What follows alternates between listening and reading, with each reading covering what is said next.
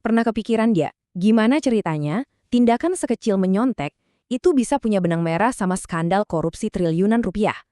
Nah, dalam beberapa menit ke depan, kita bakal bongkar habis-habisan akar dari kecurangan, mulai dari kebiasaan yang kelihatannya sepele, sampai jadi kejahatan yang bisa merusak satu negara.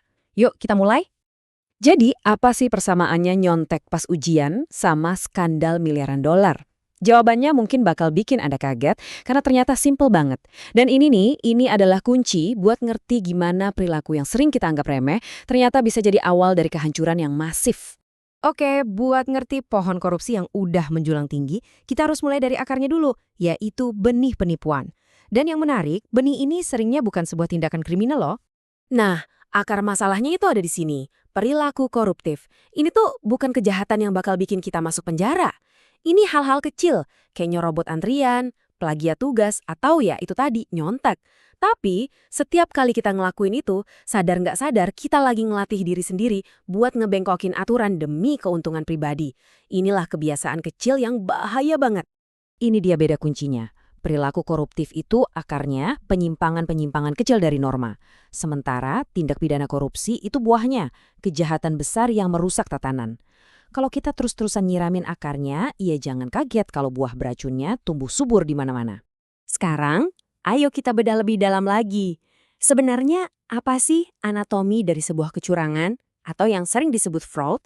Dan yang lebih penting, kok bisa ya orang yang kelihatannya baik-baik aja malah terjerumus ngelakuin hal kayak gitu?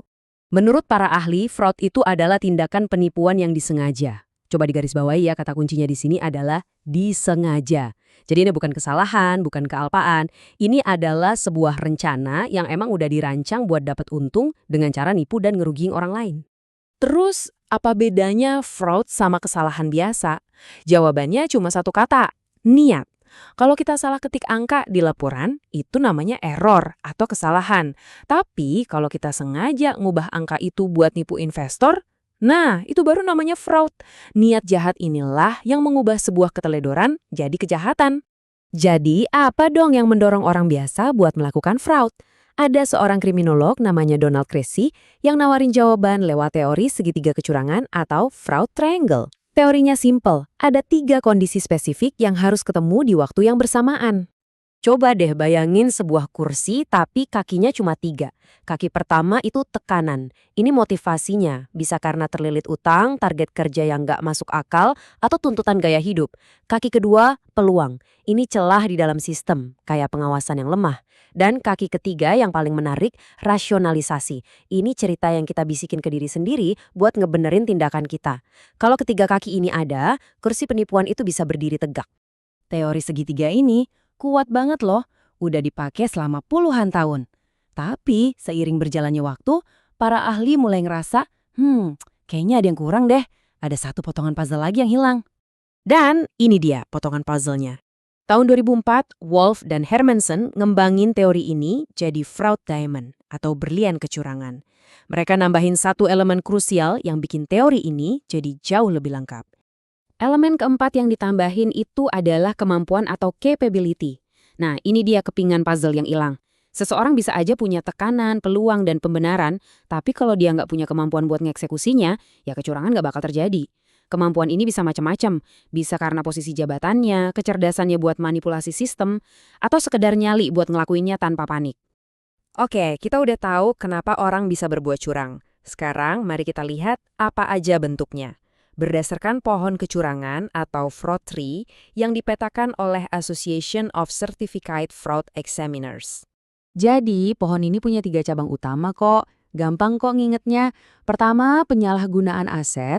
Ini yang paling umum, contohnya nyolong duit kas atau barang inventaris. Kedua, korupsi, kayak nerima suap atau gratifikasi. Dan yang ketiga, pernyataan curang. Ini yang seringkali kerugiannya paling gede, yaitu manipulasi laporan keuangan. Terus gimana konteksnya di Indonesia? Data survei ACFE tahun 2019 nunjukin fakta yang jujur aja cukup mengkhawatirkan. Jenis kecurangan yang paling sering terjadi di negara kita adalah korupsi. Ini artinya masalah terbesar kita bukan sekedar maling aset, tapi penyalahgunaan kekuasaan dan kepercayaan yang udah sistemik. Sekarang saatnya kita nyambungin titik-titiknya. Gimana caranya tindakan fraud yang dilakuin sama 1-2 orang bisa meluas jadi masalah sosial sistemik yang kita sebut korupsi. Korupsi itu pada dasarnya adalah fraud yang terjadi dalam konteks kekuasaan yang dipercayakan, terutama kekuasaan publik. Jadi ini bukan cuma soal duit, tapi soal pengkhianatan kepercayaan. Dampaknya luar biasa, merusak demokrasi, menghambat ekonomi, dan ngancurin rasa keadilan. Ada kutipan terkenal dari Lord Acton yang pas banget buat ngegambarin ini. Intinya, makin besar kekuasaan yang dimiliki seseorang atau sebuah institusi, apalagi tanpa pengawasan yang memadai, ya makin besar juga godaan dan peluang buat menyalahgunakannya. Karena korupsi itu masalah yang kompleks, solusinya juga nggak bisa tunggal. Buat melawannya, kita butuh serangan yang terkoordinasi dari berbagai arah demi satu tujuan, membangun sebuah budaya integritas. Ada 4 medan pertempuran utama nih buat ngelawan korupsi. Pertama, lewat jalur hukum ya, lewat penegakan aturan. Kedua dan ketiga, perbaikan dari sisi bisnis dan pasar biar sistemnya lebih transparan. Tapi ada satu pendekatan keempat yang jadi fondasi dari semuanya. Dan fondasi itu adalah budaya. Inilah senjata kita yang paling ampuh. Hukum bisa memenjarakan koruptor hari ini, tapi cuma budaya integritas yang bisa mencegah lahirnya koruptor-koruptor baru di masa depan. Ini soal menanamkan benih kejujuran ke generasi muda. Sebuah investasi jangka panjang yang hasilnya mungkin nggak kelihatan besok pagi, tapi dampaknya bisa mengubah segalanya. Pada akhirnya, kita harus sadar kalau korupsi itu bukan cuma sekedar pelanggaran hukum. Ini adalah sebuah pengkhianatan.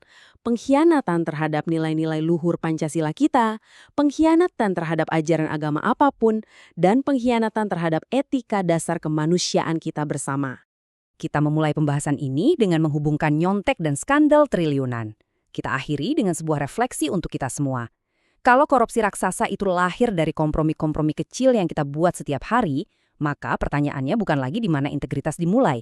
Pertanyaannya adalah, dari pilihan kecil apa integritas akan Anda mulai hari ini?